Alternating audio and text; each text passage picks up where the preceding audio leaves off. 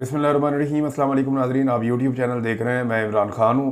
नाज़रीन, आप तरजीहात देखें हुकूमत की। सबसे पहले तो ये ख़बर है कि वफाकी काबीना के मेंबरान ने अपनी तनख्वाहों में खुद ही इजाफा कर लिया है। यानी पहले पंजाब के अंदर भतीजी ने तनख्वाहें बढ़ाई और इतनी बढ़ाई कि तबाही फेर दी। 10-10 गुना इन्होंने तनख्वाहें बढ़ा दी। अरकान असम्बली की तनख्वाहें बढ़ाई, स्पीकर्स की तनख्वाहें बढ़ाई, जो काबीना है पंजाब की उसकी तनख्वाहें बढ़ाई गई। और यानी यहाँ मौजें लगी हुई है ना, पूछने वाला कोई नहीं है, अपनी तनख्वाहें खुद ही बढ़ा लेते हैं। अब जो फेडरल कैबिनेट है, थोड़े दिन पहले इस काबीना की अरकान की तादाद में इजाफा किया गया। अभी MQM नाराज़ हो रही है कि जी हमारे बंदे भी शामिल करें, और भी कुछ लोग ब्लैकमेल कर रहे हैं जी हमारे बंदे आप क्यों नहीं शामिल कर रहे। तो वफाकी काबीना की तादाद शायद और भी बड़ी हो जाएगी, ये पर तोड़ रहे हैं। जबकि पंजाब काबीना के लिए भी फवाद चौधरी साहब ने यह क्लेम किया है कि इस वक्त 25 से 30 नामों पे गौर हो रहा है जिनको मजीद सूबाई वजीर बनाया जाएगा। तो पंजाब की काबीना भी बड़ी होने वाली है, और जो फेडरल कैबिनेट है उसको पहले बड़ा किया गया है, उसको भी मजीद बड़ा किया जाएगा।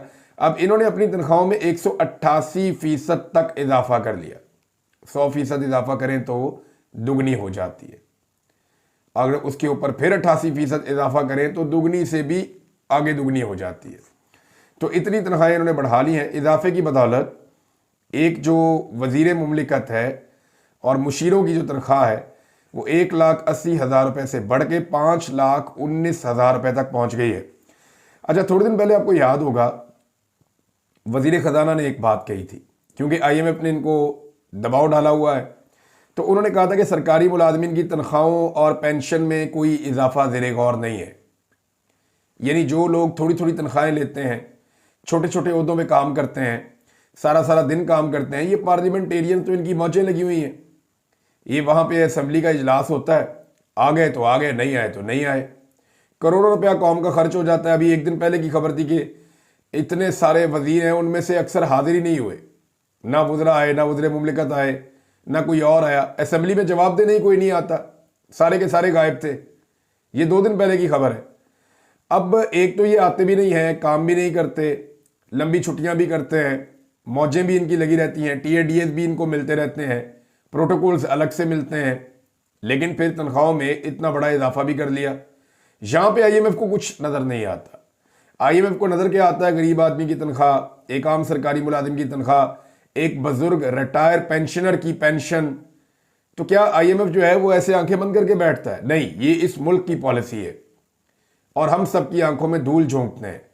अब यहाँ पे जो कहा गया था कि जी सरकारी मुलाजमीन की और जो बेचारे रिटायर मुलाजमीन हैं उनकी पेंशनों में और सरकारी मुलाजमीन की तनख्वाहों में इजाफा ज़ेरे गौर नहीं है। यूटिलिटी स्टोर से 6,000 बंदा फारिग किया जा रहा है। पंजाब के अंदर हेल्थ डिपार्टमेंट से बेशुमार बंदे फारिग कर दिए गए हैं। अस्पतालों में दवाइयों के लिए पैसे नहीं है।